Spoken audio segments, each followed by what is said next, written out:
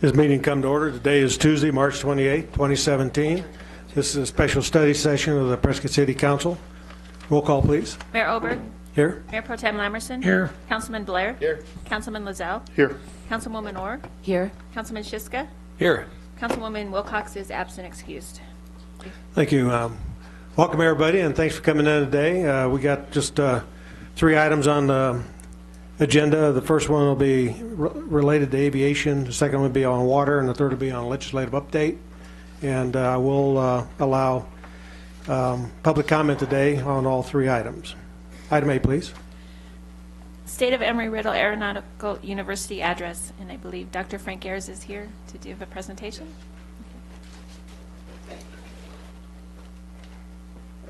Well, good. Mayor, Council, thank you for the invitation. I'm going to give you a little bit of an update on Embry-Riddle, your university. And after I do that, the latter part of the presentation will be about contributions to the economic development of our community and the path in front of us that I think is really appropriate, that Embry-Riddle thinks is appropriate. So with that, I will tell you that we're getting ready to update this picture because right now we're missing a beautiful new $20 million building with a dome on top of it, a planetarium that's going to sit right to the right back of the Welcome Center at campus. So as soon as we get that finished, we will update the photograph. My staff at the university knows I like bar graphs. I only have one, but it's a really good one. This is the enrollments at our university, and they are dramatically increasing. I was at our Board of Trustee meeting last week. Our growth is 46% in student enrollments over the last 4 years. Not only that, we are bringing brighter young people. So we're bringing more young people, but brighter young people. You understand, if you're a university, if you want to increase enrollments, you can lower standards. We're raising standards and raising enrollments, adding programs that require students to have more academic background, bring faculty in who have more qualifications. So we're getting better and larger at the same time. And you can see we'll be pushing 2,600 students next year. We'll be over 3,000 students in a couple, 3 years. And the student body at the campus at Embry-Riddle is the single brightest student body in the state of Arizona. Highest entering SATs, highest entering grade point averages. So you're getting the best of the best right here. They come from 50 states and about 40 foreign countries. And they come to Prescott, which also means that the dollars and cents that drive this are also coming from outside, mostly from outside our community as well. So we're bringing that to the community. This is just a little bit of numerical, backs up what we just saw, but you can see from 2009 to 2016, pretty dramatic growth in all areas. One thing you'll notice, we've added athletic programs. Our women's golf team right now, if I could add that, is ranked number 5 in the nation. They also have grade point averages that, well, I had a grade point average similar to a couple of our golfers, but not as good. So very, very bright young ladies, very bright athletes. But you can notice that in every aspect we've increased our footprint and we're growing better and stronger. Our flight team has brought 10 national championships to Prescott in the last 23 years, which is pretty astounding. And that's the winningest group in the country. We have brought about $50 million of construction to the greater Prescott area. We've added a new athletic complex, or renovated an athletic complex, you see top right, in 2015. We opened the new residence hall bottom right in 2016, about a 264-bed facility. We're opening this summer a science and technology building, bottom left. It's about another $20 million building. And I was just at our Board of Trustee meeting in Florida, and the trustees are right now looking at either opening a new hall in the fall of 2018, a residence hall, or 2019. That's about a $50 million footprint so far. The new dorm is going to approach $20 million. And of course, the jobs and the impact on the economy, I think, is pretty strong, and you'll see that later on. And again, those are all dollars flowing into the region, so it's a good thing. And I remind those folks, there are a couple small state universities here in the state of Arizona, ASU, U of A, NAU. All this construction you see here, no taxpayer dollars were involved. So no taxpayer in the county paid a dime for any of this to happen and to create these jobs and to create this growth. We've increased faculty hiring by nearly 40%, overall hiring up by about 30%, and that's the magic group that makes it happen in our university. We have most amazing faculty. We have representatives and staff. We have representatives from all of the major Stanford, MIT, all the major universities in the country who come here to teach young people and also to be a part of our community. And I think all on the council are aware that, for instance, our business department, Dr. Robin Sabata and her folks have been doing surveys and free gratis consulting to the city, and we're glad to do that. That's great experience for our students. And the nice thing about the consulting that we do is that since we don't essentially have a fee involved in it, we will make sure that at all times we tell you the absolute truth. We won't tell you what you want to hear, we'll tell you what is absolute solid truth, and we'll move forward with that. So our young people are pretty excellent at this, and we're glad to see that. I think in the areas of cyber, we have so much to offer the community as we grow in the industry there. In security and engineering, all those things are things that Embry-Riddle brings to the table. So if I'm giving you the impression, we're very strong right now and growing, and we're ready poised to grow with Prescott, and we're looking to see that happen. Economic impact. We just finished a study this summer of economic impact to both the state and the region. $278 million annually to the state. As you're aware, we have 4 spoke campuses of our worldwide campus in Phoenix, and I think one in Tucson. So we have other campuses in the state, and so if you look at that, about 2,200 jobs directly associated with Embry-Riddle, about $98 million in household income, and about $162 million in gross domestic product from our university in the state.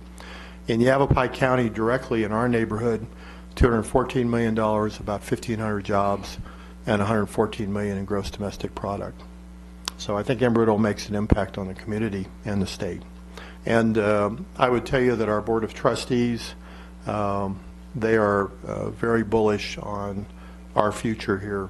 We have a large undeveloped, about a 350-acre or 339-acre campus, which we use right now about 90 acres of. I've been told on 3 or 4 occasions from our board, they keep reminding me that the future of the university is here in Prescott, Arizona. We have so much growth room available, and we intend to do that. And by the way, this is why we all go to work. Our graduation this spring, if you're not aware, Governor Ducey will be speaking at graduation.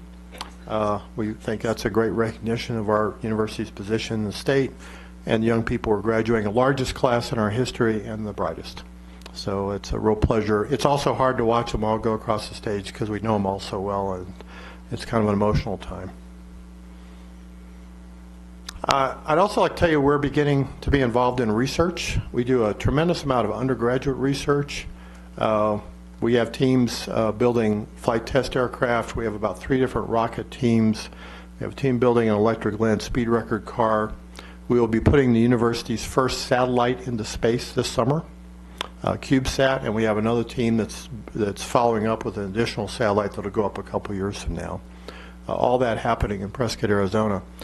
What does that mean to the city? That's great for what the students are doing, but that research base, as we begin to add graduate programs to our university here, we'll be able to partner with companies.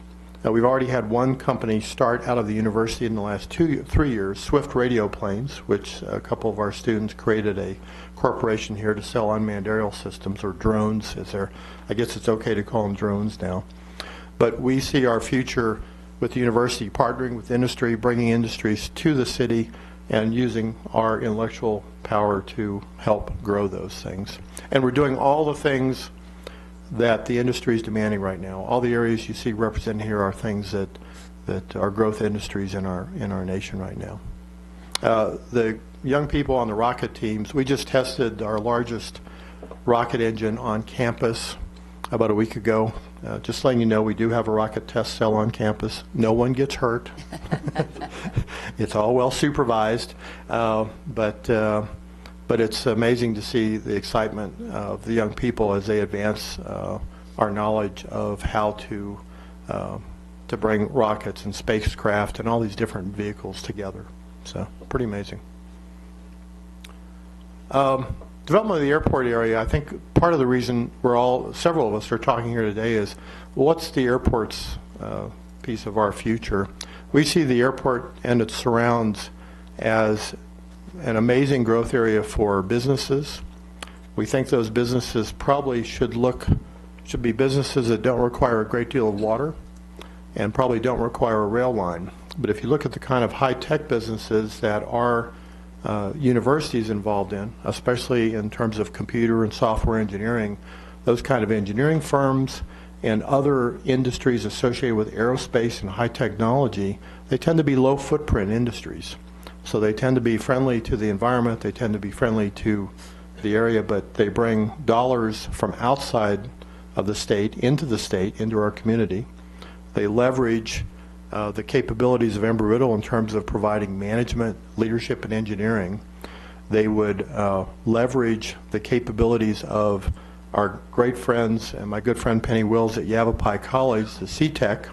And the CTEC facility is amazing because if you're a company, you don't really have to build a training department here. You can simply contract to CTEC to do the training for your workforce, and it's right across the airport, or maybe it's right next door.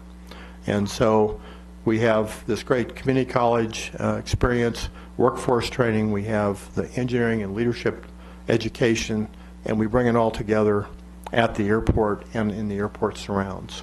And I know we have workforce housing going in there, and we have a variety of things going in that area. And of course, it just seems like something we need to be moving forward with. That's interesting. If someone else wants to give the briefing, that's fine.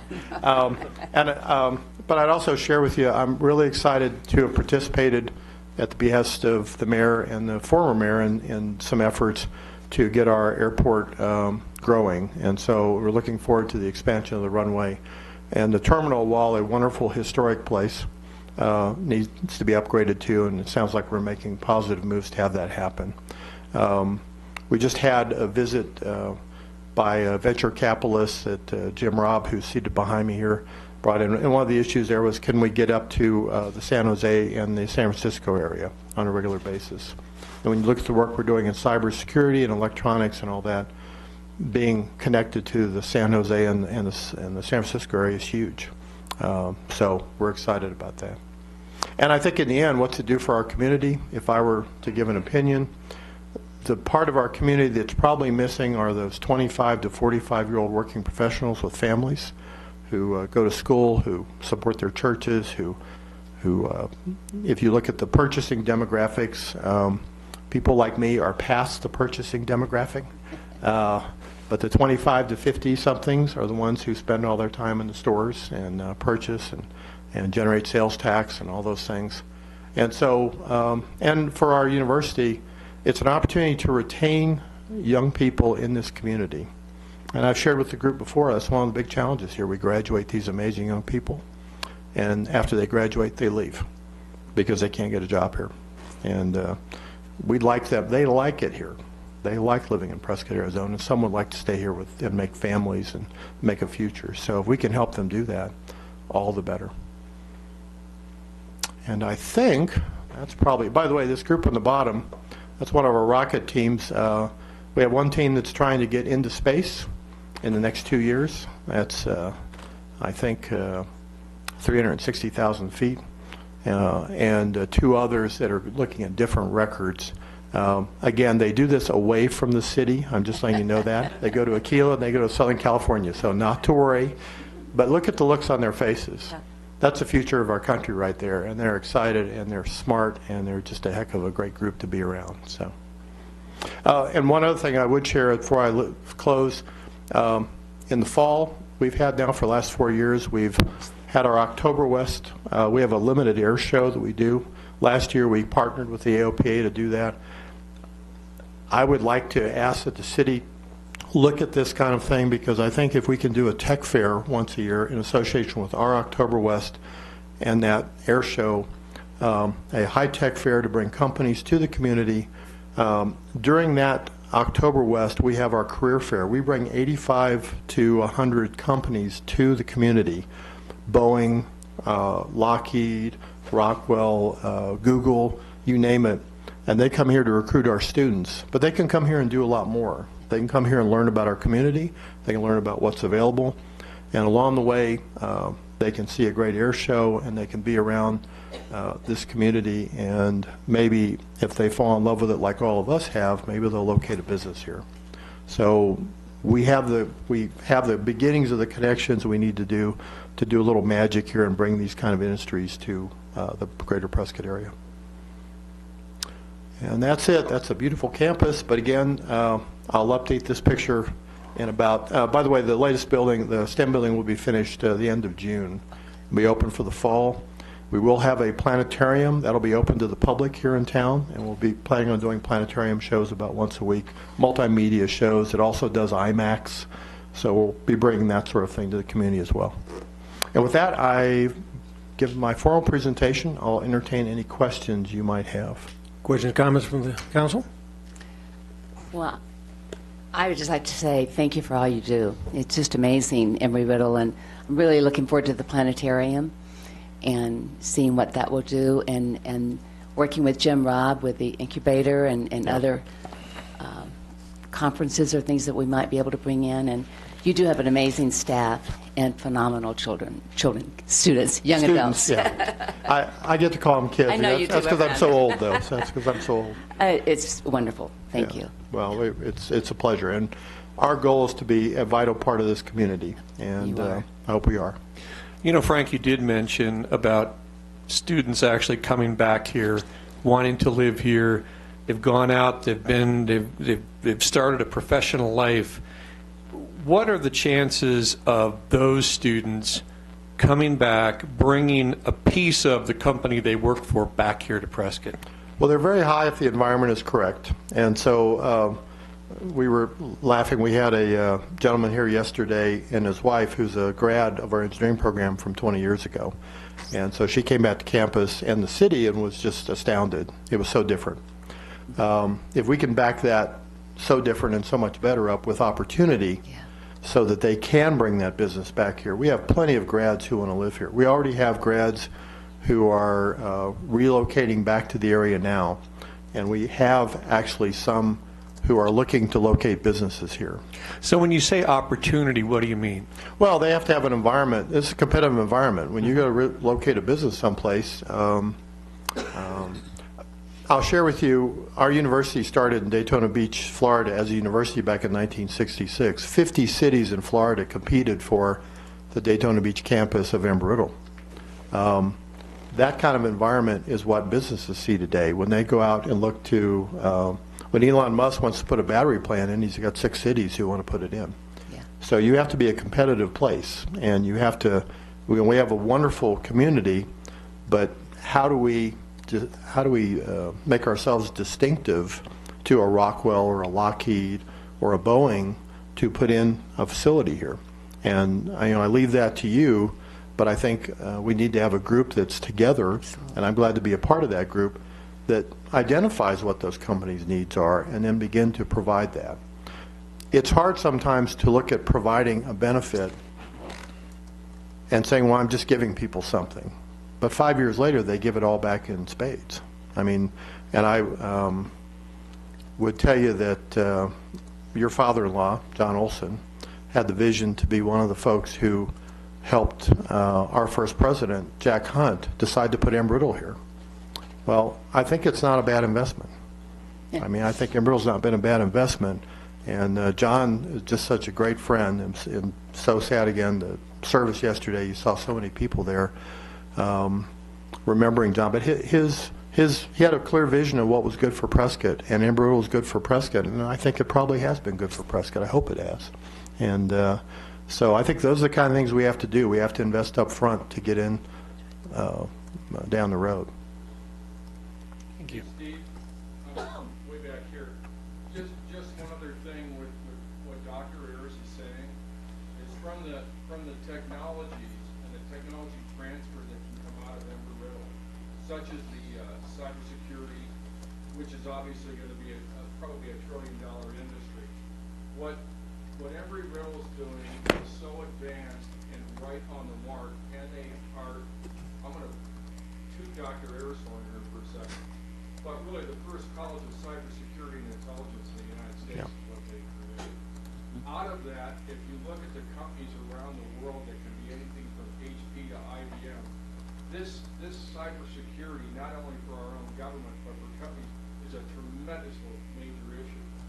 So an example would be one of the things that just transpired very shortly, and again for Dr. Ayers, this is a real feather.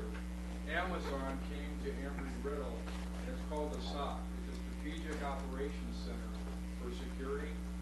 They came and Amazon hired 6 graduates to start this. Guess where they started it? Phoenix. There is no reason that we can't start to create that environment with our city and community to make that SOC located here in Prescott. We know that there's, whether it's HP or Oracle or other companies, they have to have these SOCs. And probably the best people, qualified people right now to do that are coming out of Embry-Riddle. So this match of technology and timing, what's going on in the world, both in the CIA, FBI, and from business, is kind of exciting, and Embry-Riddle's on the cutting edge of that. But we as a community have to figure out how can we leverage that to keep our young people here. So the venture capitalist that I brought yesterday he was an expert pretty much in the cybersecurity space, and when we left, his comments to me, his eyes were about the size of grapefruits, and said, this is probably one of the most hidden gems in the entire United States. And he's coming back. Yeah. So that's, I didn't mean to interrupt. No, that's great. And by the way, a SOC is a Security Operations Center. It's not something that goes in your shoe. So, So, Thank you, Frank. I forgot to bring that. yeah. so Dr. Ayers, we could actually become a hub of cybersecurity. We certainly could. We could certainly become a hub for cybersecurity, for aerospace, for a variety of high-tech industries. And, you know, our degree programs are all Bachelor of Science degree programs. They're all STEM programs. In fact, very often you'll see Arizona STEM University up on the slide. So that is the area where these industries are looking for talented people. And everybody's looking for that talent right now. Who has the education to do the work we need? And the strong math, physics, and science background is what Embry-Riddle offers. And then the specialization in these areas. So we don't have any graduate who can't do this work. And other universities have a wider variety of degree programs, and that's great, but we're focused on those industries. And so, yes, certainly. Yeah. Mayor Pro Tem? Thank you, Mayor. Frank, echoing my fellow council, thanks for being here. And as you know, since you've been here, the relationship between the city and Embry-Riddle is solid. It's only going to get more solid as time goes on. We're working with Embry-Riddle on a number of issues. Yeah. Most importantly, Embry-Riddle is working with the city. So it's one of those relationships that's built on a foundation of trust. We trust who Embry-Riddle is. Thank you for being here. Well, we appreciate that too. And, you know, I would tell you that just on a personal note, my wife and I moved here over a weekend 7.5 years ago. It took us about 2 weeks to fall in love. You see all the upsides. And so going down the square in the summer for a concert and seeing all our neighbors and going around town and seeing all our students, this is a special community. So we like being here. As a university, we like being here. And of course, Debbie and I personally like being here. It all fits. You are our future just like we are your future. Yeah, you bet. And that relationship has been building for many years. It's Yeah. not something that just flew in, so No. to speak, You're last right. week. Well, thank you for recognizing that. It's intentional on our part because we like our community here. So. Doctor, I was Yeah, just Greg. wondering, when is your graduate program starting? Well, we actually have 2 graduate programs right now, one in safety and one in security intelligence. We've done what's called the first read for the cybersecurity graduate program. That'll start about 1.5 years from now. That'll start fall of 18, I guess. And then we're looking at a PhD in security. But we are looking at growing our graduate. The next growth in our campus will be graduate programs, more than likely. We'll do more and more graduate programs, and those lend themselves to the kind of some of the research initiatives that you can do within industry more. Right. So. Of your on-campus students, what is about half the student body live on campus? Yeah, I think we have 1,184 beds right now, and up about And 200. the other would be distributed around the community. They in are. homes and Yeah. or apartments or whatnot. I think we're probably partially responsible for raising the rent around the area a little bit. My apologies if you're trying to find an apartment. I didn't mean to, but we'll be opening, the next hall will be about 280 beds, and our goal is to, like most universities, to have about half the students housed on campus. And lastly, next time you have a rocket test, get me invited. I want to see that. Yeah, really. I will do that. I will do that. It's pretty impressive. It's pretty impressive. We even have a countdown. It's like NASA, so it's okay, yeah. Councilwoman Orr? Yeah, Dr. Ayers, I look forward to the graduation. Last year I was there and look forward to the governor being here. And I was impressed last year how many the military presence with the ROTC on your campus. It's huge. And a lot of them graduate and they go right into the officer programs. Well, if I might share and brag a little bit, I guess this is an opportunity to brag, so it's okay. So we are the second smallest campus in the country to offer Air Force ROTC, and we have the 5th largest ROTC detachment in the country. About a week ago, we had 25 of our young cadets get full scholarships. That was the largest number of full scholarships in the nation, of any university in the nation. And again, those are dollars coming to the community, to the university from the U.S. government, because of the quality of the young people we have. We have no one in the group who's not a STEM school graduate, not a bright young person, so they're great. Yeah, so I appreciate that. Yeah. And I'm a little biased because I'm an Air Force guy. So.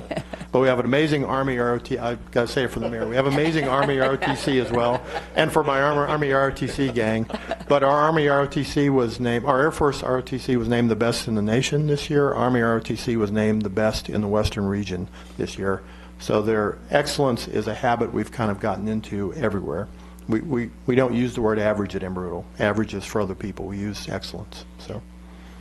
Well, thank you, Dr. Ayers, and I want to assure you that I've already got the city manager, or no, the airport manager working on that flight to San Francisco and back. So It works for me. I'll be the first passenger on there, so Yeah, that'll be okay. great. So, thank you. okay, thank you all. God bless. All right, we'll have Dave Roy come up and talk about results of the AOPA. Mr. Mayor and council members, it's good to see you. And I want to say the same thing, Steve. I knew John very well, and it was really a sad day to hear that he's passed. Thanks, Dave. Yeah. Well, I want to talk about the AOPA fly-in that occurred here this past October.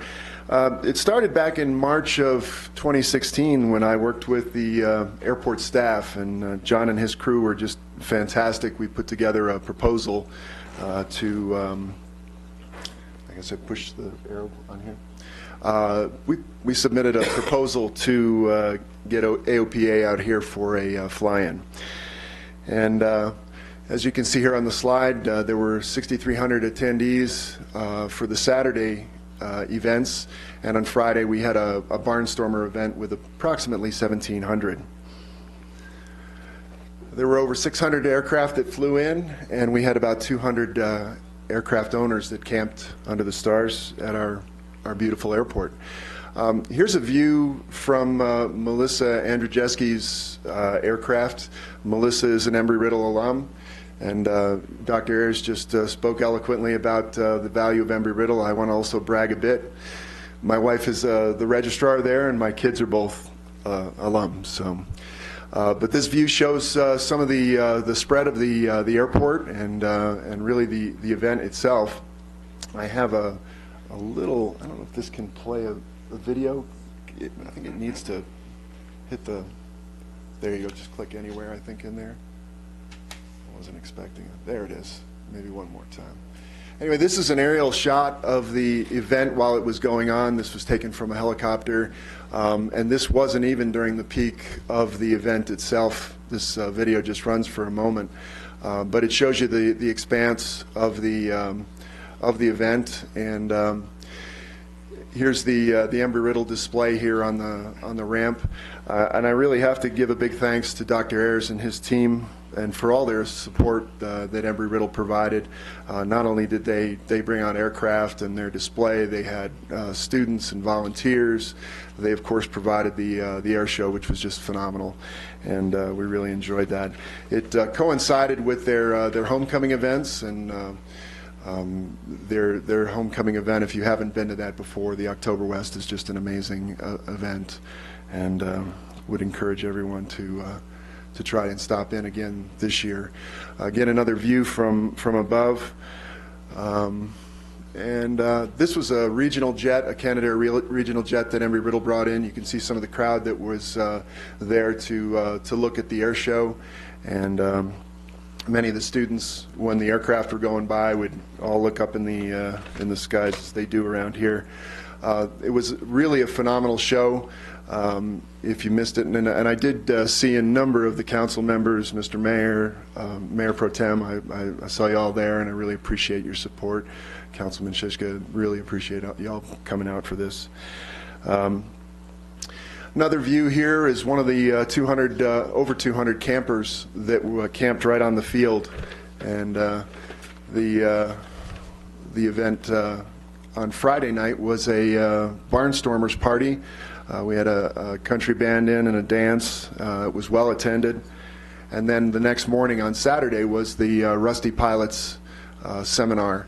And the place was packed, the food was great, and we had a number of folks here. The president of AOPA was here, the president of EAA. We had Representative Gosar, Representative Campbell. Of course, the mayor and a number of the council members were there as well. For me, it's all about the kids. I love seeing kids come to air shows. I like to see them interact with aircraft. Often airports are places that are fenced in. We've got security. We don't let people come out there. Bringing kids onto an airport property and having them interact with the kids, with the airplanes, is really my idea of a perfect event. In this case, they were. This was an event called Safe Launch. They were talking about the importance of drug awareness and addiction. They were talking about the science behind addiction, and I think the kids got a lot out of this. There were over 250 volunteers that came in from not only all over Arizona, but all over our neighboring states. People flew in from everywhere and really had a great crew of volunteers. I wanted to point out that the state of Arizona has over 26,000 active pilots and 8,000 registered aircraft, over 8,000 registered aircraft. And aviation represents over 9,800 jobs in this state alone. So it really is a big hammer. Now let me talk specifically about the AOPA event. There was a survey conducted by AOPA, and there were a total of 892 respondents, which was really a great response. Of those 892 respondents, 358 came from out of state and 534 from in-state. So as you can see, roughly 35% from out of state. And again, this is only reflecting the respondents to the survey. Bear in mind there were over 6,300 people at the event. From out of state, you can see that from California there were over 185 people that responded. A number of other states, Nevada, Colorado, New Mexico. Folks came in from really all over the country and as far as from New York. They also surveyed where they spent their money. And as you can see, 48% at restaurants, 36% for transportation, 34% on shops, rental cars, hotels, museums and other attractions. Many bought aircraft fuel and other aircraft services. This is a slide that was provided by AOPA and is a generic slide which represents their average numbers. And as you can see, as part of that, and I don't know if you can really see it, $680,000 of direct economic impact is what this normally reflects with an average of 2,500 attendees. This event had over 6,300 attendees, and while we don't have the exact details on the bottom line of what it brought into the community, it's clear that that number of $500,000 would be much larger with the number of attendees that we had at this event. So again, this is more of a wag. I know that most economic impacts are, but it does reflect the overall value and what an event like this does for a community like this.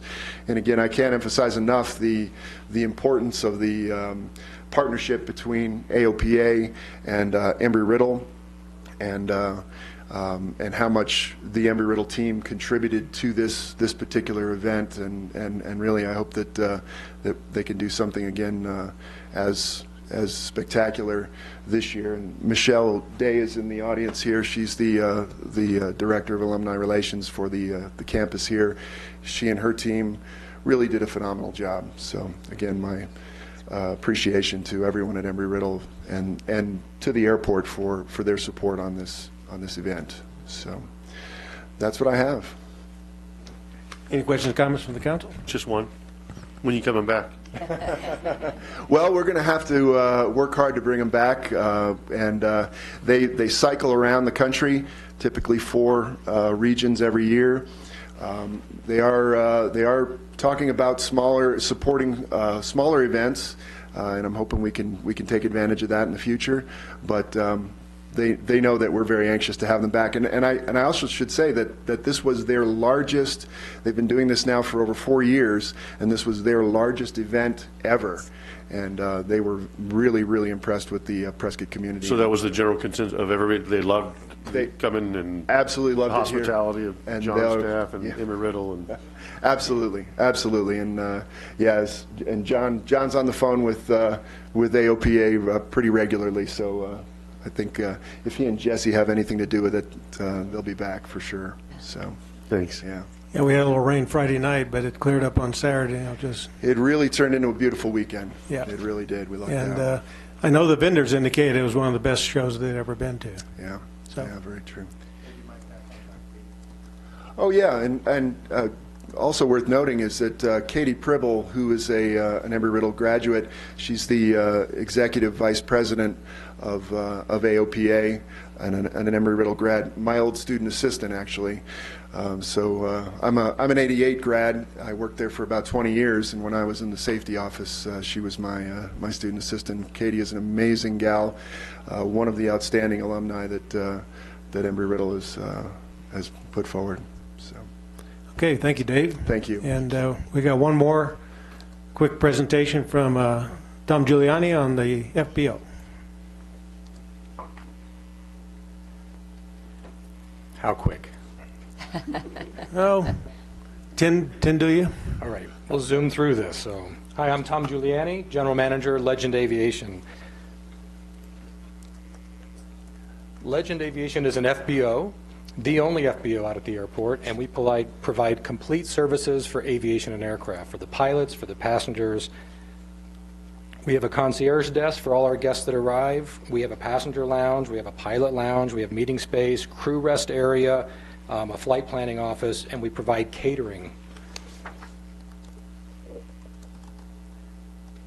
We do all the fueling at the airport.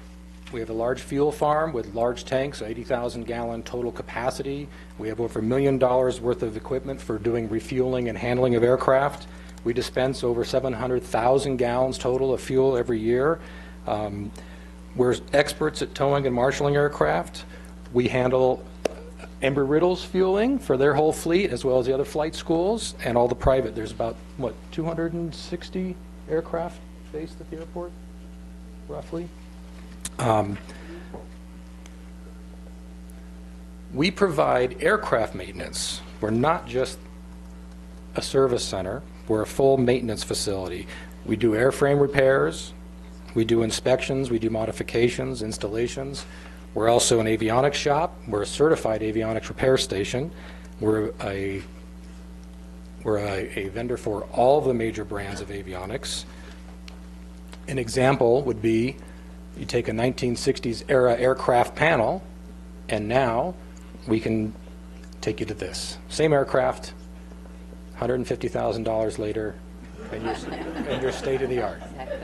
So,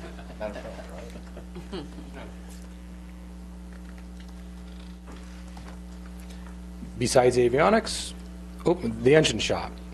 We do full overhauls, repairs, servicing, inspections. We also overhaul accessories, which are magnetos. We do alternators, starters, and we do carburetors. We also offer non-destructive testing, which is a key element in these engine overhauls. And we also have the ability to do dynamic balancing components and propellers and rotors for helicopters. Who do we serve? We serve every kind of thing you can imagine in aviation. So I made a giant list here. But suffice it to say that if it flies, it's probably been here, unless it's too big, and we can handle it. Examples: firefighting aircraft, firefighting helicopters, air freight, state aircraft, federal aircraft, Air Force, adversary training, private enterprises, Navy, Marines, more Marines, Army, visiting air forces like Canada. We've had Royal Air Force from the UK as well, more Army. These are all pictures from us. Special Ops, more Navy. This is actually an Embry-Riddle graduate. And keying on somewhat what Dr. Ayers has said earlier, the impact is amazing. We have Embry-Riddle graduate who's flying F-18s that was here recently to visit his parents, who moved to the area because they discovered it when their son went to Embry-Riddle. We have another example on the private side. We have a Fortune 50 president who has a house in town because his son went to Embry-Riddle, they discovered the area, and become part-time residents here. So aviation has a big impact on the area here.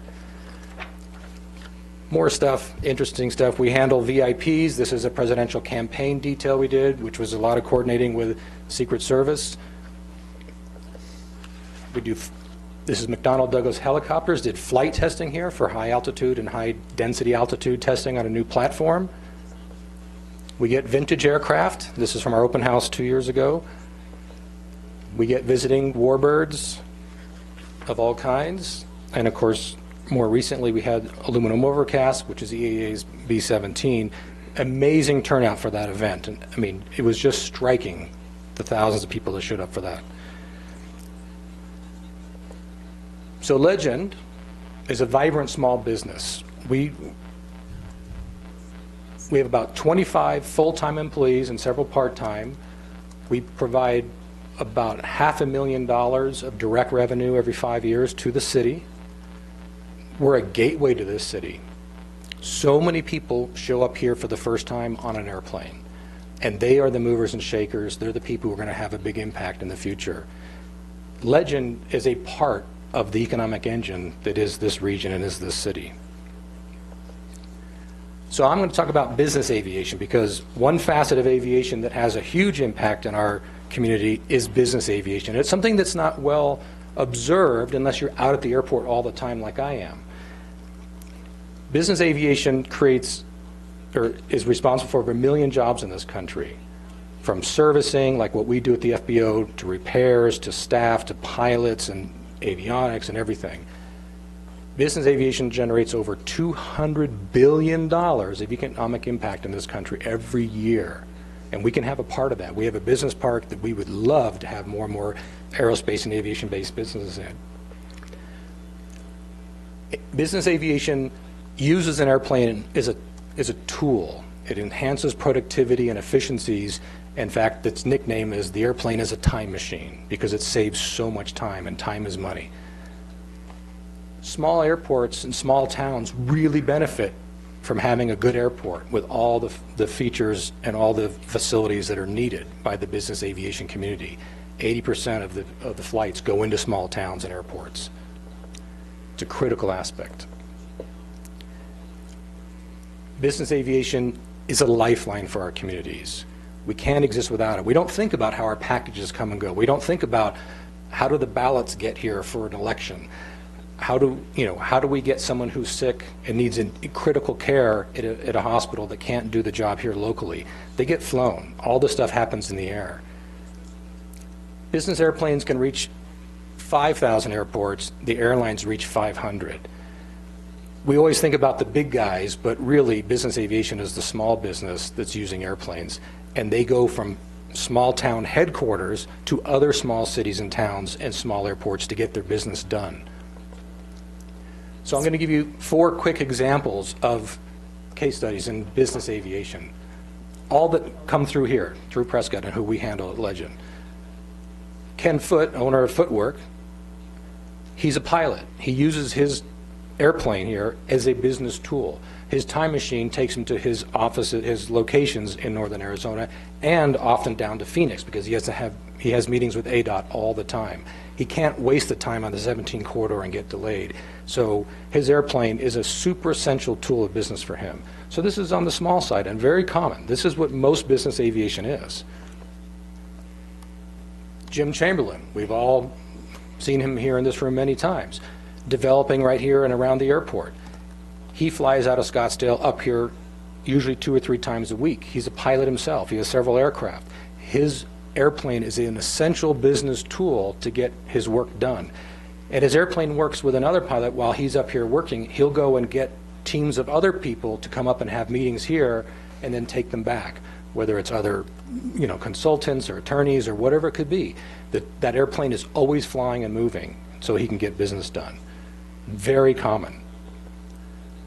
A phenomenal example of how aviation helps a business grow.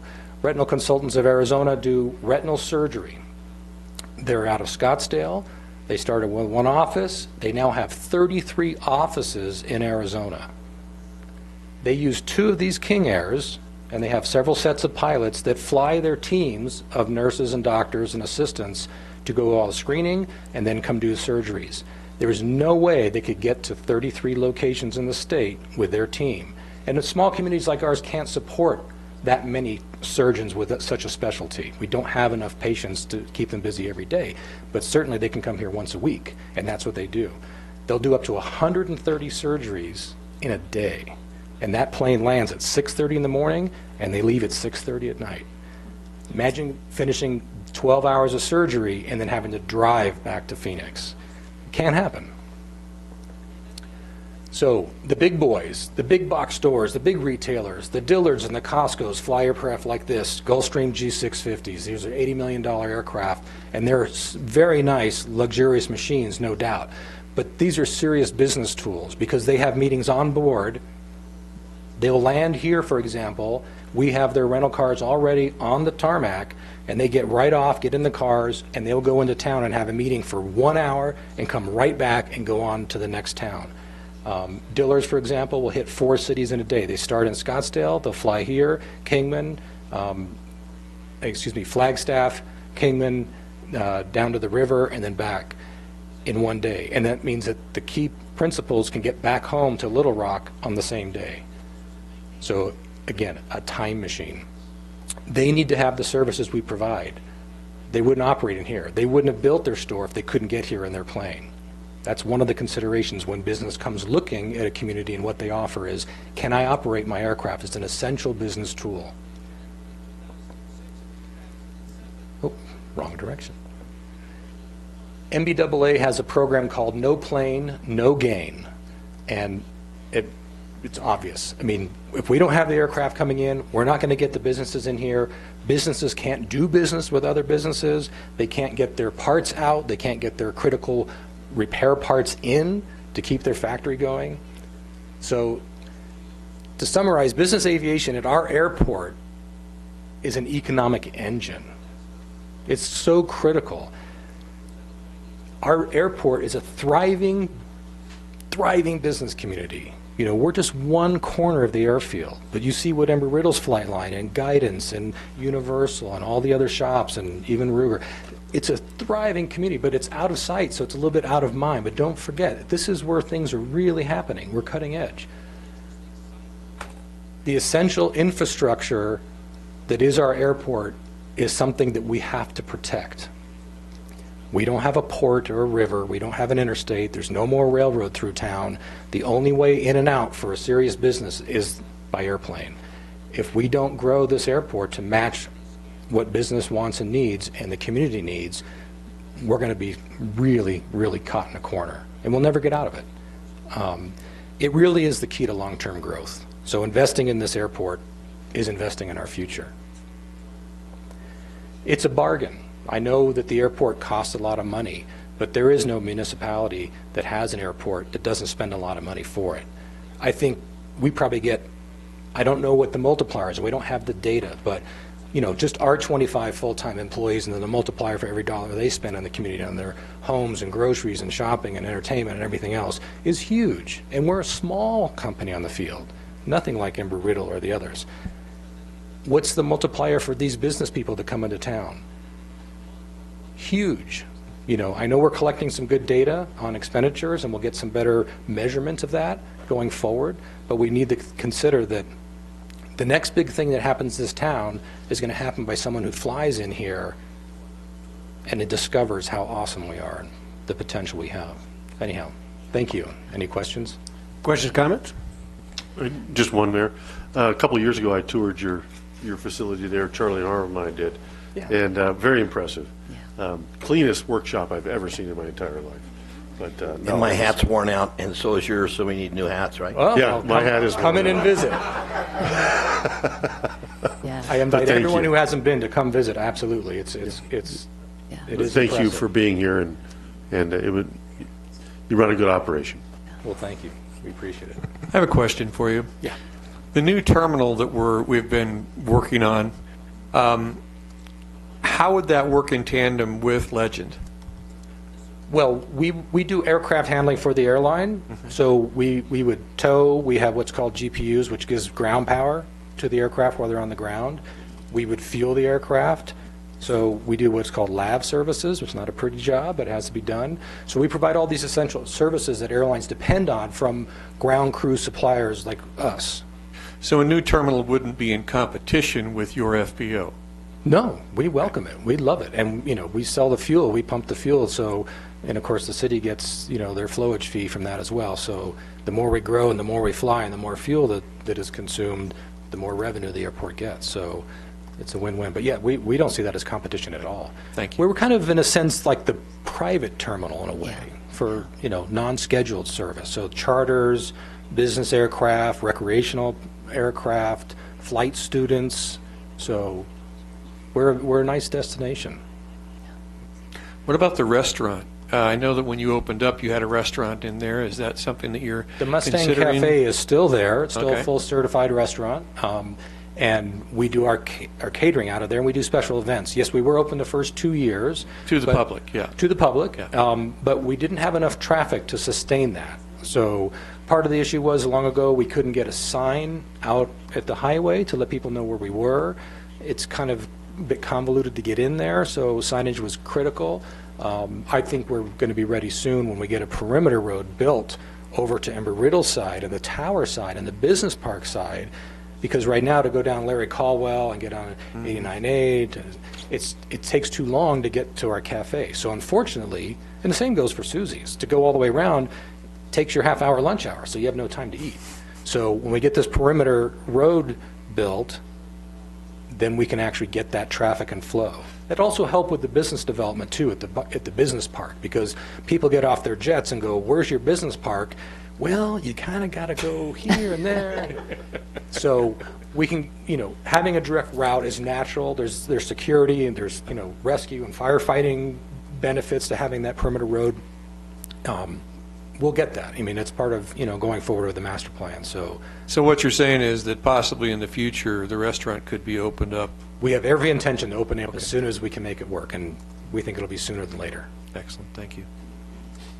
Any other questions? Oh, yes. Yeah, so Tom, after I had the tour, and thank you for that, I really enjoyed it. John took me over, and I love the Art Deco, the whole design that you have of the building, and the picture of your grandmother that's on the runway or on the tarmac.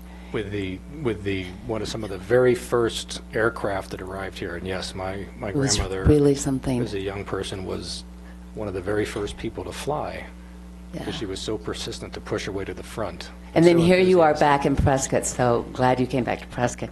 What would be one thing that you would think the city could do to help with regard to the business aviation? Well, what the business operators look for, obviously, is can my aircraft operate in and out of there? So in the summertime, we have some limits on the bigger jets because of density out to temperature. So lengthen and strengthen. And then the other part is we're well versed right now to handle, but as things grow, we need more space. We need to increase our ramp. We need to build a very large hangar, which is going to be tight fit in the area we have there. So when the mayor and I have, shared about collaborating better on using Centennial, because we're right across the street and face each other, and really creating a destination that creates great office space, meeting space, and all that for businesses. But long term, we have to grow, and we're ready to invest and grow in handling more and larger aircraft as they come in. And they want easy entry, easy exit, swift handling, and right now Clubhouse Drive is a bit, Yeah. maybe not the most impressive. And now that I know Dr. Ayers doesn't like it that Willow Creek doesn't come through to the airport any longer to McCurdy, it was a direct shot to Embry-Riddle, but it forces the public to go through the Dells, and that's a really nice entrance for for newcomers to see that. But we need to invest on creating a welcoming portal into the town and into the airport for those people that come in and businesses. So I welcome further discussions on developing that quadrant of the airfield, as the new terminal designs come in to play in the next few years. And I think we need to really focus on how can we take care of this essential element of our community and the business traveler. So Great, thank you. just money. And you get a Just lot of military aircraft here because you have a DLA contract? That is correct. So we are the northernmost DLA fueling site in the state of Arizona. DLA is Defense Logistics Agency, and so we've qualified long ago. We've maintained that contract, and we do such a great service. And then we market that to the military. So every time we have anyone show up here, we provide free meals if we have advance notice from these crews. So I tell you, do a 30-day exercise in the dirt, and you can come back and have, a fresh meal. It's a nice thing. So again, one way we leverage the Mustang Cafe. It's a beautiful place to fly. So crews that have discretion, and DLA means any government aircraft. So we get FBI and FAA, and I mean, you name it. Every agency in our government has an air card, and they use that for fueling. So we recruit them heavily. They like flying here. It's beautiful. It's a great spot, and many of them come and stay a night or two as well. They don't just sit down and get fuel. They come in, go into town, and next thing you know, maybe they move here. You never know. So that first impression is very important, and we work very hard to keep a nice, clean, presentable facility for that first impression. Mayor Pro Tem? Thank you, Mayor. Very similar to my fellow council. Here again, Legend's been a very good partner with the city, and we look forward to going in the future with both Legend and Embry-Riddle. Well, I appreciate that. It's Thank a good relationship, and agree. it keeps us closer without actually being somewhere bigger than who we are. So, thank you. Well, thank you kindly. Thank you, Tom. I want to thank all three of you for your very formative presentation, and I'll take public comment right now on this first presentation, if anybody would like to step up. Everybody was just as happy with it as I was, right? Okay, good. All right, let's go on to our second presentation. Item B, presentation of the calendar year 2016 annual water withdrawal and use report and reservoir operations. There's someone to step up. Okay, Leslie, can you give us about 5 there, I think. Yep. How you doing? I'm John Halley. I'm the owner of Vinyl Visions off of Larry Caldwell Drive. Good seeing you again. And yeah, thank you. anyway, I was just welding away and building some equipment stuff, so I didn't get all fixed up, so I hope you don't mind. Anyway, I'm here. One of the big reasons why I'm here is because of John Stonecipher. About 1981, I met him, and he threw me on the front of his motorcycle and taught me how to ride a motorcycle when I was a young kid. I think he was like 16. Anyway, we got kind of separated. He did his thing in Arizona, and then I did my thing in California. And my business grew and grew and grew, and then I finally had to get out of California because they don't like business there. And so they squeezed me for many, many years. Finally, I had to find a place. So I found Prescott. John Stonecipher was here. MI Windows was here. So between the two, I came over here. I was going to go to, I think, Sky Park over Prescott Valley, and then you guys kind of talked me into coming over on this side. Jim Chamberlain brought me over here. It was kind of funny. I was looking at this picture while this gentleman was speaking about business and everything, and there's a picture of me on a jet right there with Jim Chamberlain right there. You can see Jim right there. But anyway, it's kind of funny, but that's kind of what sold me on building with Jim. He brought his A team out on a jet all the way out there to California to check out the factory that we have to see what they needed to build for me. And I was impressed with that. I was like, wow, someone's getting on a jet. So long story short, they came out, and then I hitched a ride with them, of course, to come back to Prescott and meet my wife out here because we were doing some other things. And so it was the best flight I've ever had before. But anyway, I chose right down here of Larry Caldwell because of, I was talking to John Stonecipher many years back about, because we're both from California, and so John Wayne Airport, we saw John Wayne Airport go from nothing. And so when I see this airport, I'm like, John, that looks just like John Wayne, and look at John Wayne Airport now, So I chose on that side for business. Since I've come to Prescott, I've secured some new business. I've hired 15 more employees, going on 20 now. I'm in Prescott and growing. I got a helicopter ride to Yuma and secured an account. One of our customers, it's a huge company, does a little under $1 billion per year, but one of their facilities has about 2 million pounds of very robust formula PVC plastic for what we do. We extrude vinyl plastic for the window replacement industry and many other products, and I have some other patents that I'm working on that I've gotten, and I'm just trying to launch them here. And I want to kind of do a pilot program here in Prescott. See if it does good in Prescott, it'll do good in any place of the United States or the world. So my big vision was to, get there, let that area develop, let the airport develop, and build a future for my son and all the families that I've brought here, and so they can have a better future. And it's been fantastic here. And I've got wives that feed me like every 2 times a week just to show appreciation that they. That thank you so much for taking us to Prescott.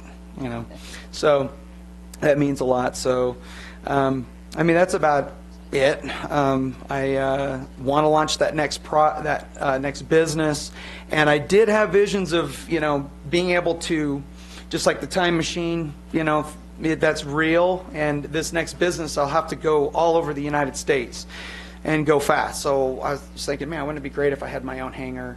And so I'm securing a hangar right now. I don't have a plane to put in it yet, but I'm securing one right now with John Stonecipher. So the hangar's the cheapest portion. It's baby steps.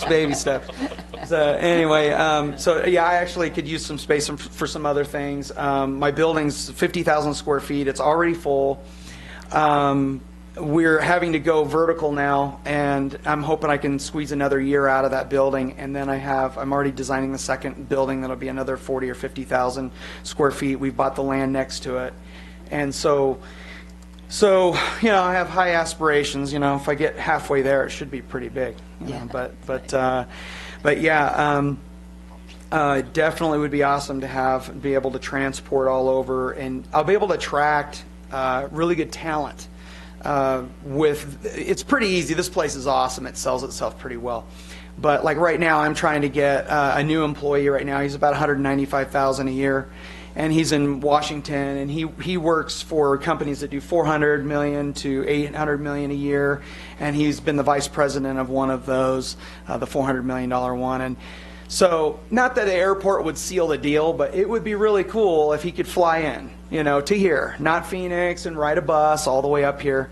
It would just be amazing if I could live in that era that actually happens. That the big planes can get in here, that the runway can extend, because it sounds like that's the missing link. You lengthen it and build it and they'll come. So if we can get the big ones coming here. I did take a plane here from Ontario, and I lost that transport, and I was like, oh, what am I going to do? Because with my other business that I still have in California, I was like, it was going to be so perfect, but it only goes now to Los Angeles.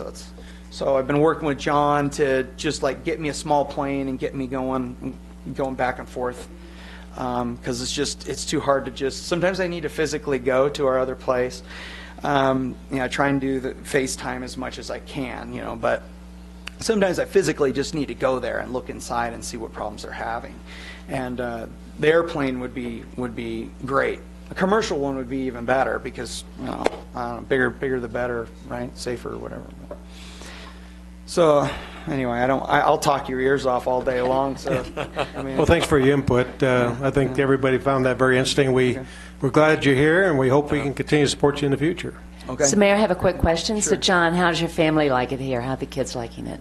They love it. Good. They love it. Yeah, we've gone from having 6 cats to now we got 2 quarter horses and another one on the way, and so Good. it's like a zoo now, but We're happy to have you in Preston. yeah. Oh, thank you. Yeah, the family loves it here. The only thing I want is I want to actually be able to utilize Prescott. I just work 5-7 days a week, so I'm looking forward to. It's been a solid year of that kind of work. So I'm looking forward to actually going on a bike ride, and and I have gone on bike rides. I do know the very tip of the iceberg of what it has to offer, but it's just a no-brainer. I have no regrets to coming here at all. So it's amazing. The sunsets, how clear the air is. It's noticeably different for a lot of the people that have come here. Some of our employees have come and had chronic headaches. As soon as they got here, gone. So their bodies are just real susceptible to, contaminants and stuff. So they come here, and it's like going back in time 1,000 years. So. Thank you. Thank you. No problem. Thank you. Have a good day. Okay.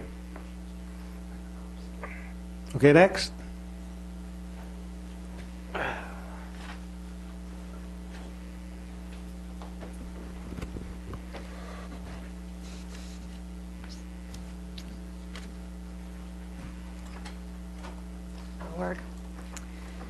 Well, good afternoon, Mayor and council members. I'm Leslie Grazer, Water Resource Manager for the city, and airport is going to be a tough act to follow today. That was a very interesting presentation. We're pretty fortunate. I also want to just take a moment to extend my condolences as well for the loss of John Olson. He has also been well tied into water throughout the years, and what a kind and friendly person to share with every generation his know-how on water and what he's seen happen over the years. So my condolences. Today's study session is a summary of the required annual reporting to the state on the city's water production and community's water use. Due to the conditions of the city's reservoirs being full and supplies eligible for recharge outside of the standard window, this is a good year to do a general information piece on both surface water and effluent recharge, and what the practices of the city are. So we'll break this into 2, but I'll move fairly quickly because I know you have more meetings to come today. To start this topic, I'd also like to take a quick moment because it's important to note that all the data that's compiled for this report is a result of daily efforts by Public Works, Finance, Community Development, departments, the databases, you name it. There's so much that goes into putting this report together, and this is not a one-person report by any means. This is a city report. Those are all stitched together with the water resource management responsibilities, which is assured water supply. Further, it also reaches out into our Recreation Services Department, and they ensure the most responsible and use possible of the supplies for irrigation throughout the city on turf and other areas. The city provides, or I prepare a summary of the annual report, because if you know about filling out reports, it's a lot of grid sheets and a lot of numbers, and it's not very enjoyable to bring forward to a council. So I placed on your dais seating a copy of what we'll run through today really quick. And I also left a couple illustrations to help with the recharge side of things. Back up one. To get going, this report is looking at not only the resource itself, but the demand placed on the resource. That's what's required by the state. So the city's water resources are recognized by the state of Arizona in a legal document known as the decision order. This sets forth the city's legal portfolio. The city has current demand as well as committed demand, meaning those that are already here using the water supplies and those that we've planned, that we know that are coming or that are part of existing subdivisions, things of that nature. So we have current and committed demand, and these demands are both inside and outside the city limits. So the city's water service area is actually beyond city limits. The annual water withdrawal and use report accounting for both the resource and demand is required to be submitted each year before, or at least on, no later than March 31st. I'm your Google Assistant. This next slide, that's tough not to miss too. So this is the resource. The resource is the water portfolio. And this diagram you've seen many times. We'll bounce back and forth because it helps tie the report together by knowing where it's coming from in this, within the portfolio. Moving ahead fairly quickly, this is the groundwater pumped. So this year, it's 6,581.76 acre feet, and that's total pumped. That means the well field out in Chino as well as the airport wells. There's another couple small wells that play into this, but those are the biggies that the city uses. The next piece, this 5,121.71, this volume is the volume that's subject to groundwater fees by the state. So we have to back off that pumping by showing that we've sent surface water to the recharge facility, and then we have to pull that back out within the same month. And so that's what brings down our pumping numbers that we have to pay fees on. I think just real quickly, you can see we have a pretty interesting trend on how much is pumped. So the city's been holding fairly steady on that, and then what you'll see jump around, and that is how much surface water the city can move over to the recharge facility each year. Mayor, I think, if I can ask a question, the correlation I think is interesting, that within the years that you're showing there, most specifically 2009, 2008, when the downturn of the building boom in the city of Prescott, and now today, and the things that we're showing 14, 15, 16, the increase in population, our water pumping is still staying consistent, which means we've done a good job with our conservation. Right. The communities work very hard, I think, on that, not only the city aspects of it, but the end user, the community itself. Thank you. Yes, sir. So looking at, how surface water recharge affects the fees the city pays. If we move to the next chart, this is the surface water that's delivered to the recharge facility. And here again, it's a seasonal supply. We don't have it just fill up magically each year. So we have to watch through the years and pay attention to when we have ability to move it, when we have ability to move it in accordance with legal documents, when we have to back off because of policies that we have in place at the city. I think it's important to note, looking at these numbers just for this year, 1,085 acre feet was delivered to the recharge facility. That's before evaporation losses at the facility itself, because we do get a deduction there. If we flip back to right in here, This is the surface water portion of the portfolio, 1,391 acre-feet. On average, that's what the city has to hit to ensure the supply that's already in use by folks in the community. So this supply is allocated, it's in use. So it is challenging sometimes because people have concerns about the water levels going down in the reservoirs, but that water is to support this 1,391 that we need to hit on average. And as you can see, being a seasonal supply, we have to work at it. That's part of the nature of this. Moving ahead again, this is the treated effluent portions. So the city's plants produce a quantity of reclaimed supply. 2,956 acre-feet was moved over to the recharge facility. There also is a component on direct delivery, 1,990 acre-feet. And we back up again, the tie is right here within the portfolio. This is what is noted, or how much we have in contracts for direct delivery. And you'll notice that here again, we're seeing efficiencies again. Mostly these go to golf courses. And the golf courses, we notably, I think all of them, Antelope Hills has worked very hard to reduce their turf in their area. Prescott Lakes has come in as well. Their contract is for 500 acre-feet, but they've also worked very hard to be efficient with their use. So here again, we're seeing changes in the community that come over time where people are more educated about water supplies. We're more able to control pipe breaks, things of that nature, end user understanding, you name it. I think we're seeing that trend very clearly now. And this one could take quite a bit of time, the current and committed demand. I'm just going to hit the highlights on this one. It can be very involved.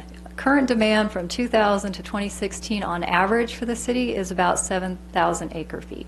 So that's what we're currently using when we average those years. So we generally don't bump up against 8,000 acre-feet each year. We watch what's unbuilt. We watch the preliminary plats, and this is generally the number here, the current and committed on the groundwater side. That's 9,453 is what we're looking at. We back up again. And this is the block within the portfolio that's carrying that. However, our current demand, our pumps don't know the difference between groundwater and alternative water. That's what we have to keep an eye on. So within the numbers I showed you, of course, here, this also is showing the demands on the alt water. We do track alt water separately. We talk about alternative water, which is the alternative pumping more groundwater. We can't pump groundwater for new subdivisions anymore based on laws that came into effect in 1998. So we track this as well, and this is a conversation that's held monthly with the Water Issues Committee, so I don't think we'll move into that too much. It's good to know what our pie looks like out there for our customers. So we are predominantly residential, followed next, not closely, by commercial. So here again, when we work or talk with other communities, we're not a community that has an Intel within its boundaries, things of that nature, very big, either industrial or commercial activity. We are predominantly a residential community. Okay, this is it's very small, and I apologize, but it's in your handouts there. The city has invested in water conservation since 2006 and actually earlier. You can follow in the city's council minutes. The difference here, or maybe the change, I guess I should mention for this time period, is in 2017, the state's Prescott AMA fourth management plan went into effect. And when that happened, they rolled us back into what they call a gallons per capita per day program. So they'll take our annual reports like they do every year and work up a figure of gallons per capita per day. Our last report was that we were at 120 gallons per capita per day. When we were in this other program that we needed to finish off this year, we also have to list what kind of best management practices do we employ or deploy at the city to help with water conservation. So you can just read down the left-hand side and see the things that we generally do. Just because we've rolled back into the GPCD program, gallons per capita per day, We are not abandoning water education and conservation by any means. The rebate program will continue. There will be some things that evolve along the way. Our funding towards K through 12 education will continue. A lot of these things that we've seen in the past because they're good for our community. And just to wrap up the annual report real quickly, this was the volume of pumping that I showed you at the beginning, subtracting off the surface water, subtracting off the recovered treated effluent that we're allowed to do per permits, puts us down at 5,121.71, multiply by 2, and this is the city's fees for this year, $10,243.42. Here again, the surface water influences the city's payments, and so we do try to move the water as much as we can. This will be the first time in 3 years that I'm bringing this to council for a voting of approval later this afternoon, because we've exceeded the 10,000. It's not a bad thing, it's just the condition of our policies and then the ability to move the water. So I think we can wrap up that and move over to the surface water just quickly. I'm going to back up to this slide. So you can see here we were moving water heavily during these 2 years. We really ramped it up starting in 2013, 14, 15 we were moving. 15 we were moving because we had emergency management teams across the state saying that's going to be the big year for water supplies, big snowpack. We didn't have it. So in 2016 we had to go very quietly and cautiously because we had already reached what we call conservation pools within our reservoirs. So that's why we dropped down so low. We couldn't push any more water, or the decision was we wouldn't push any more water at this time. So if we look at, once again, here is 2010, that was the year we had a big snowpack. So you can see there's going to be, if we can follow it carefully as much as we can, every 5 to 6 years is when we seem to have a big push of snowpack in this area. Will that always stay the same? No. That's why we keep data and we kind of watch things as best we can. So this is the year last year, at the very tail end of the year, we had the snowpack come in. Our reservoirs are spilling. We're moving water now. We're not even having to open valves in terms of releasing. It's just spilling over, and we're capturing that at the recharge facility, and it's good for the creeks. It's sending water down downstream towards Chino Valley as well. All right, let me close this down real quick. Escape. So Leslie, can I ask though, did we have a good snowpack? Is that? I was pleased with it for our area. We haven't seen one for quite a while. We have conditions that you can look back in the 60s where people were like, there were feet, like multiple feet. But we know that weather patterns change, so we were just very pleased to be in a condition again where the reservoirs are full. Maybe we'll get a couple more little things that come along the way, maybe a little bit more snow, but probably not too much, not big snow. Mayor, I have a quick question. You alluded, Leslie, to 120 per capita and water use for our area. For our community, yeah. Right. What is the per capita for Phoenix, Arizona? Do you have an idea? Much higher. Is it double? We could probably put about 200 gallons per capita per day. It's entirely different, and it depends on the metropolitan area down there. There's Scottsdale, Phoenix, Chandler, Tempe, and they all have different methods to deal with things, but they're probably in the 200. And again, I'm just trying to shed light on what this community has done as far as conservation. Right.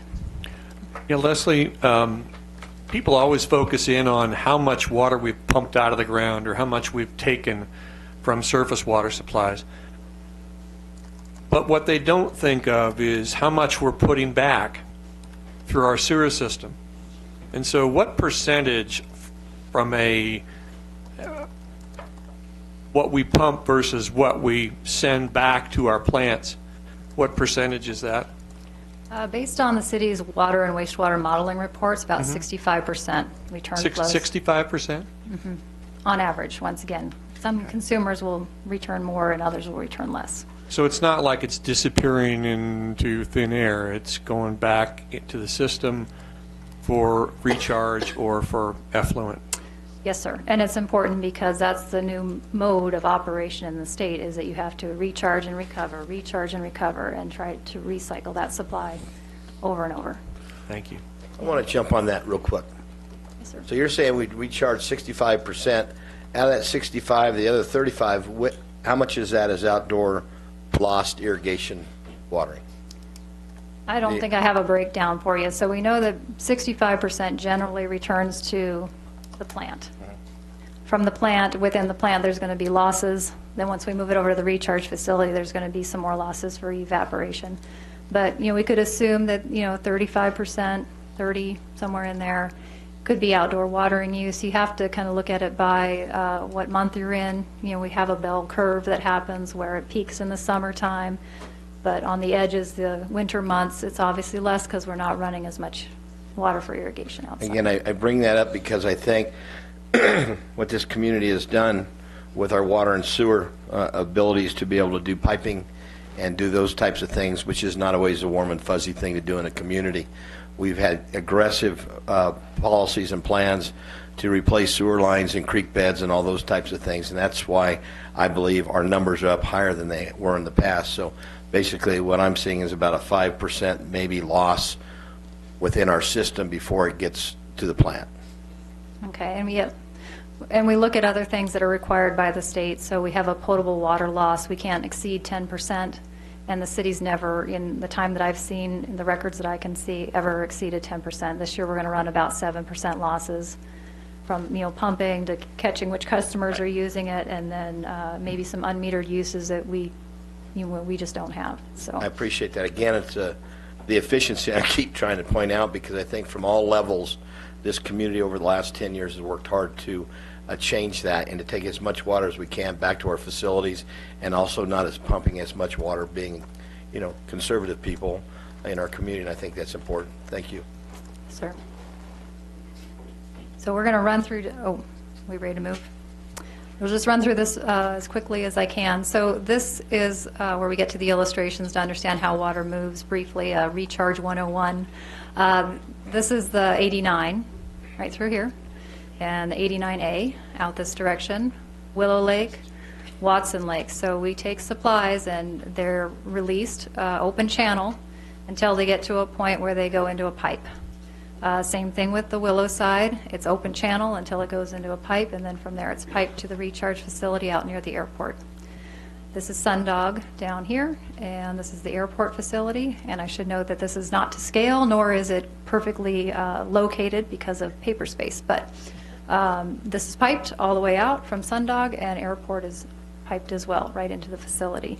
So what we're doing out there, there's 8 basins. Within those basins, the operations make sure they put water into those basins, tracks that on a daily basis, watches for infiltration rates. So there's staff gauges out there saying how quickly the water is going down. And the purpose is to put it back down into the ground in accordance with state laws to reduce our use of groundwater supplies. Let's see if there's anything else important on here. So some of the questions that come up is how much water can be recharged. So per the city's facility permit, it was recently modified, updated in about 2013. We can send 12,000 acre-feet of water, and that's not dividing it out of surface water and effluent. Overall, the facility can take 12,000 acre-feet. That was prepared so that the city could meet its future build-out. Maybe not quite build-out, but I'm assuming it was probably almost for build-out because we're moving that direction.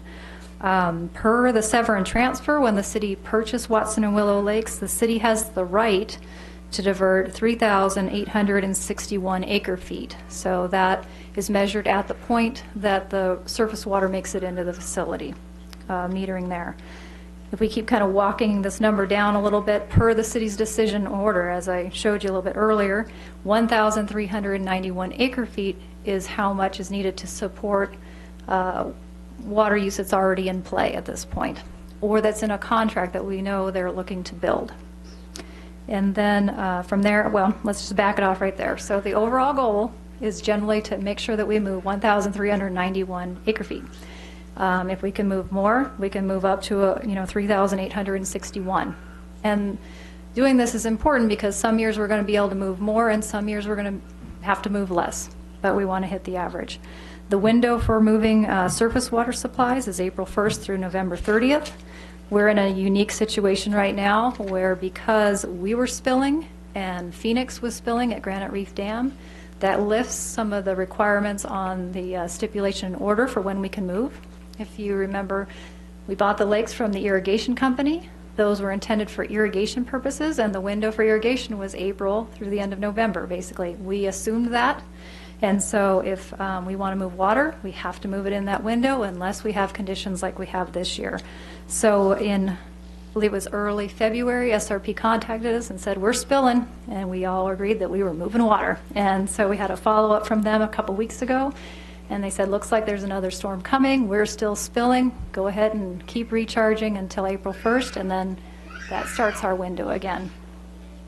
And I believe that's really all I have. I'm going to switch maybe to one last. So close, sorry, we're almost there. This comes up quite a bit, and so we'll just look at it real quickly.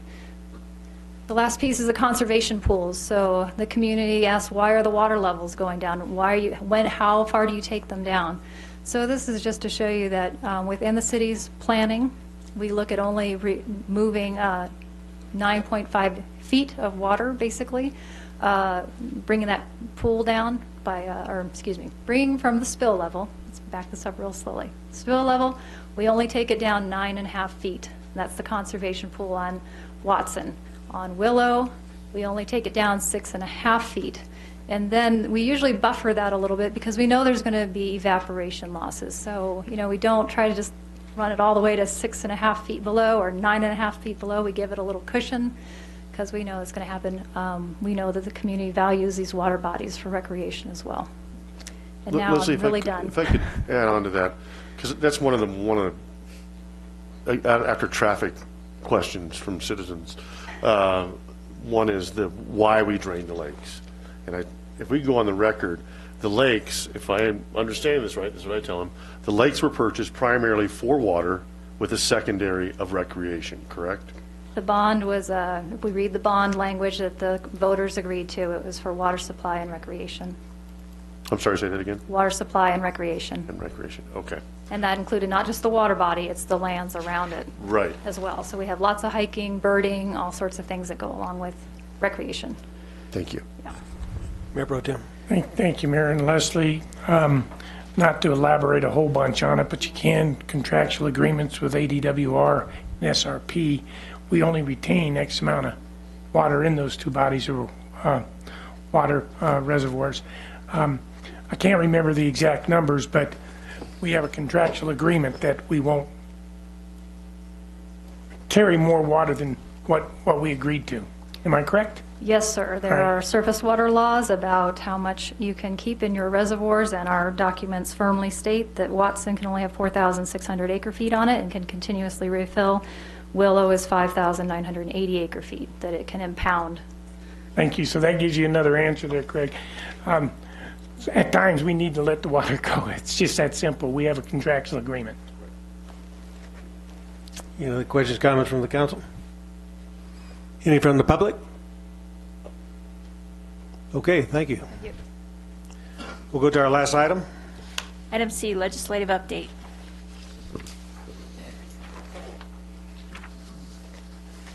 Good afternoon, Mayor and Council. I'm Tyler Goodman from the City Manager's Office, and I wanted to start this update with some good news. As you can see on the handout, HB 2495, which is the consolidated election dates for TPT elections, that failed in committee. So that's no longer a worry for us, which is really good news. As always, during the last portion of the legislative session, there are strike everything amendments, which can be very difficult to handle at times. This past week was the last week for committee hearings to occur, and so you see these come out in droves, it seems. There's a couple that are of concern.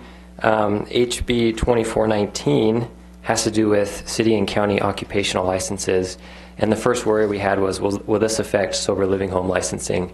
Speaking with legal, it should not, because it doesn't fall under the definition of occupational licenses. So that is good, that's not going to be a concern. But in general, it disallows cities from regulating some harmful activities, occupational licenses. Some of those that the league has listed would be, oh, excuse me, wrong page. They impact health and safety and welfare, including street vending, secondhand dealing, and adult-oriented businesses, which cities should be able to regulate. So again, this is a preemption of local authority to do that. It would lock down in place the current occupational licenses that cities have, as well as the fees for that. So working with Barry, this was heard in committee last week. Barry was there, and he signed in on our behalf to go against it, along with many other cities and towns. Unfortunately, it passed that committee, so now it's waiting to be heard on the floor. So we're going to keep an eye on this one. But right now, it doesn't affect our ability to, because we don't have occupational licenses. But in general, it's just a bad precedent. I'm trying to, what is I mean, we all have occupations. So what's the definition? Yeah, go ahead, John. Well, occupational licenses under state law, and I guess maybe some cities regulate it, but it's anything from a contractor, doctor, lawyer, or cosmetologist. And so we don't have any of those types of what are called occupational licenses. Basically, it's something that you have to get either pass some sort of test or get some sort of certificate, some sort of training or education in order to hold yourself out as that particular occupation, real estate agent, those kinds of things. So it'd be more, I guess a better word would be certification. They're called occupational licenses under state law. So we don't do, as Tyler was saying, we don't do any of those. Our structured sober living, we license, or we license the operation, not individuals. In other words, we don't license house managers, for instance. So this wouldn't fall in with that. You know, when I heard sort of the league's definition, thinking it might affect our ability to regulate pawn shops or adult uses, those kinds of things, that may be a concern. Some cities, believe it or not, license the women that work at strip clubs for some reason. I don't think we really do that. Have a need for it at this point. So, you know, it's probably doesn't have a significant effect on us, even if it were to pass. However, conceptually or notionally, it is, again, this sort of whittling away at local decision-making by the state legislature. I already figured the state locked everything down already. Yeah, they're working on it. Mayor Pro Tem. Thank you. Thank you, John. It just confuses me a little bit when you talk about it shouldn't have any impact on our ability to, for the lack of a better word, require group homes, alcohol, drug rehab. But in order for them to function in the city, we do require that they do have somebody that's gone through the process. Right. But we don't license the house manager. We require that they have a minimum training and that the operator provides some sort of proof of that training, but that's different than issuing a license to function as a house manager. Think of it as the difference between licensing a cosmetologist or a contractor versus someone who's a handyman who may have to have some basic training but doesn't have a license or an occupational type license. So there is a difference. Thank you, Serta. Sure. All right. Keep going. The next one of concern is SB 1371. That has to do with hotel ownership. What it would do is limit or actually disallow cities from owning a hotel prospectively once this bill is passed. The sponsor of this bill, a concern came up in committee where they asked, well, what about GPLET projects having to do with hotels and cities acquiring them? Because cities acquire hotels for many reasons. Sometimes it's to literally take a building that's unoccupied and demolish it and create something that's of public benefit. And this bill came about mainly because of the Sheraton Hotel in the city of Phoenix and the fact that they have lost millions of dollars over the years that they've owned that facility and hotel. So it's really focused in on that, but it has a broader impact. What the sponsor was willing to do after this hearing in committee is to create an amendment on the floor, when it's heard on the floor, to, I guess, separate GPLET projects from this so that those won't be included. Again, it's just something that is just getting into the details of city business. So we're keeping an eye on that one as well. The others on your list, we can go through pretty quickly because we've covered these before, and you can see the summary there. SB 1329 has to do with those fire flow requirements. That passed through committee as well. I mean, it's kind of surprising how far this is getting. It's going to be heard on the floor. It doesn't look like it's stopping, so keeping an eye on that one again, but it's interesting how far this has gone. Any questions on that one? Okay. Hold on a second, Tyler. Yeah. You know, you kind of refresh my memory, help me out here. The fire flow requirements, is that to get rid of them or to? Right. For certain developments of, I think it's a half acre or larger parcels, it would allow the owner, a developer, to say, hey, your regulations are too burdensome for my business. I want a waiver to put in the infrastructure to provide adequate water flow for fire fighting. Again, I think the standard is 1,000 gallons per minute of flow. So anyways, that could be discussed back and forth, and it would eventually come to the governing body of the city if it was appealed by the developer or the owner. Again, it's allowing people to get out of the necessity of providing adequate infrastructure. And is this in reaction to specific developers? Developers, yeah. Oh, yes, okay. and Somewhere, I don't know if you know the specific, but almost every one of these anti-city bills is a reaction to some legislator at some city or some county or a constituent of that legislator didn't like an outcome, and now the legislature is sort of killing a fly with a sledgehammer. And this would be statewide? yes. The league's concerned that we're not going to have proper firefighting capabilities in certain subdivisions if this goes through. And it's basically just to support the developer. And the threat, or the concern is also, you know, in urban areas, it's sort of one thing, but in our areas, in rural areas that have, you know, potential for wildfires and forest fires, it's a more significant concern because most of the, and I don't know if the chief's here, but obviously, you know, when there's a wildfire, the structure protection becomes a primary function. And if there's not enough fire flow or water flow to do that, then that creates sort of a potential domino effect. So that's a serious concern in rural areas where there's not enough water flow to do that structure type protection. So, and then there's the liability issues, is who's going to be responsible if the first row of houses doesn't have that fire flow protection and those burn, which then leads to subsequent houses and so on and so forth. Sort of, where does it end? And the other problem with the bill, quite honestly, is it's so vague that it doesn't have a specific definition of what's overly burdensome.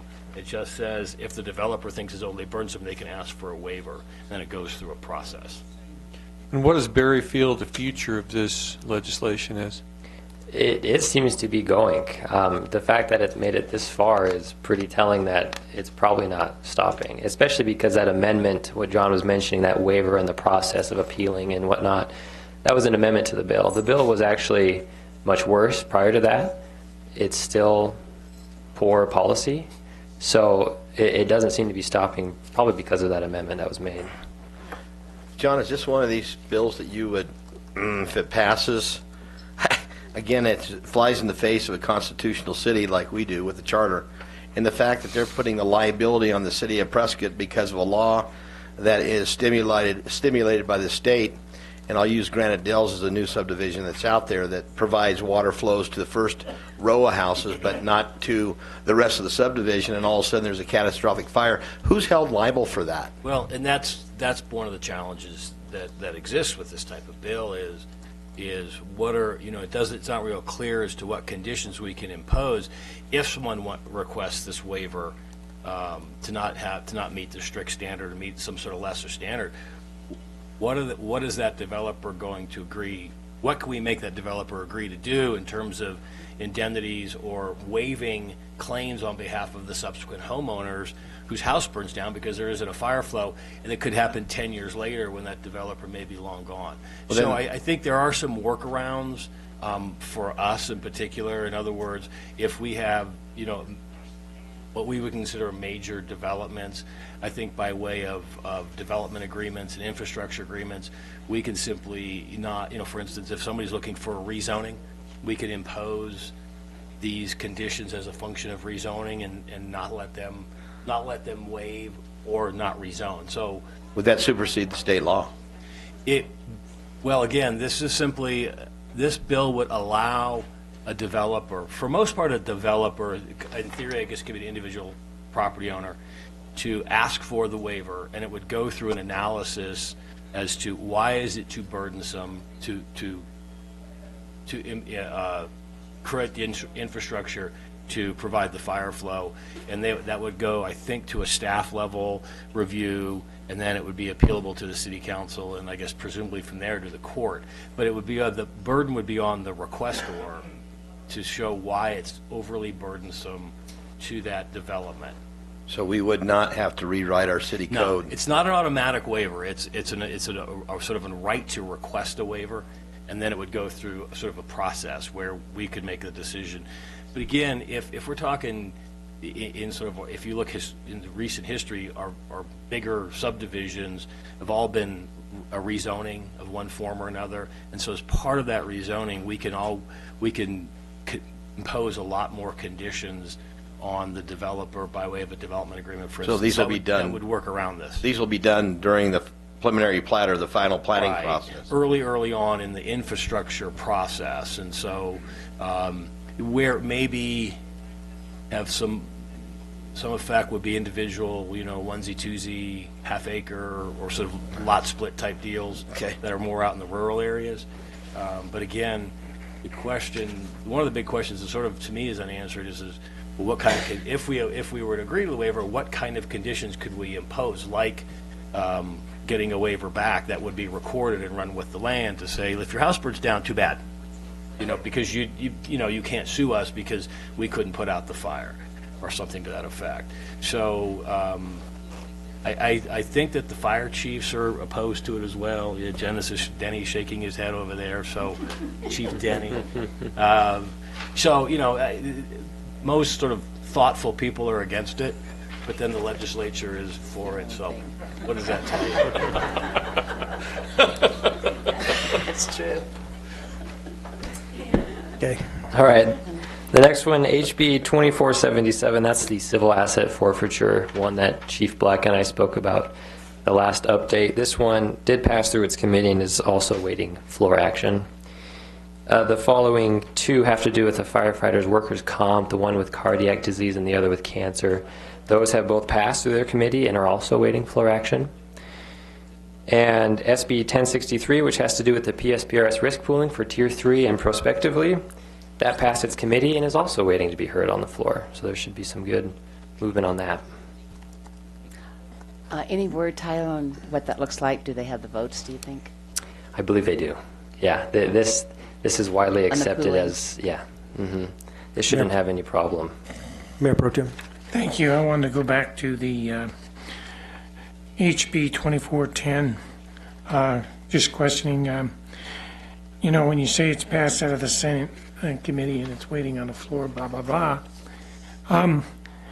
have we been given any sort of indication of the potential impact that will have on our PSPRS liability? I do not know that. It really doesn't. It's workers' comp. So there is a statute in place that creates a presumption that certain cancers are work-related for firefighters, and this just expands that statute. This would fall under our workers' comp statute, or I'm sorry, our workers' comp insurance. So it's not a PSPRS issue. It's a workers' comp, where if somebody has one of these particular diseases, there's a presumption that it's a function of their work, and then workers' comp would pay. Okay, well, I understand part of what you just said, but on the other hand, I can remember back in 2013 when we also understood that part-time and seasonal and all these various different definitions had certain exclusions to certain benefits too. And I don't, no offense intended to you or anybody else, it's not meant that way. I just don't trust the legislature on this not coming back to bite cities and towns at some point.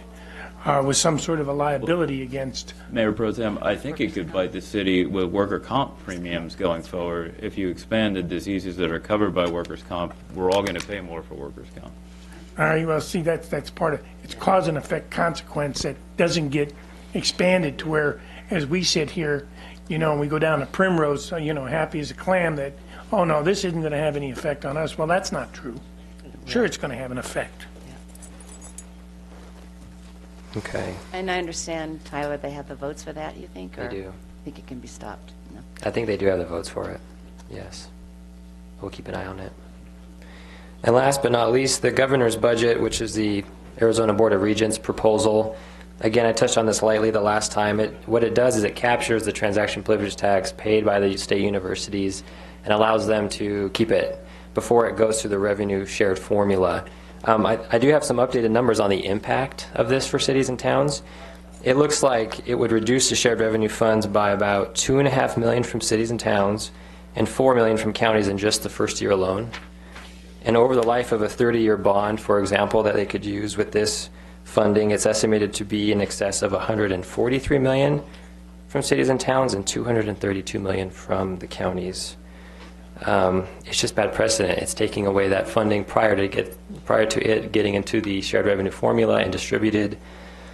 And the state constitution actually says that funding higher education is the state's obligation, not the obligation of cities and towns and counties to put in for that. So as you can see there, what I've put down is the league is working on a proposal to hold cities harmless, meaning that cities, towns, and counties would get their funding prior to this money being recaptured by the state universities. That way it doesn't impact cities, towns, or counties. And that's their approach for now. They're still in very preliminary talks about the budget. Nothing is set in concrete. And it's actually just beginning this week to have small group discussions on this. So it really hasn't gone anywhere yet, but they are actively pushing for this option rather than the current one. And the purpose of this is to reduce tuition and to give more money to universities? It's just to bring money back to the universities that has been... Salaries? Yeah. Yeah, it's to use for day-to-day operations, for bonding, I mean, you name it. And it's an unlimited, there's no time frame on this. It's going to go on. If the current proposal passes, it's not going to end. So it's sort of similar to the HERF, using HERF money for DPS. Yeah. It's just, again, the legislature's way to avoid actually spending general fund money. They want raising taxes. Yeah. Have we had Barry Aarons provide the talking points from the league to our representatives in their senator? Yes, we have those provided to them. We advised them of this. We said, please consider the league's proposition to change it, hold cities harmless, cities, towns, and counties. So they are aware of that. Okay, thanks. And that's all I have, unless you have any questions. Any comments for on the legislative agenda from the public? Okay, it looks like we got roughly about 7 minutes till. We'll start again at 5 after 3. Thank you. Meeting adjourned.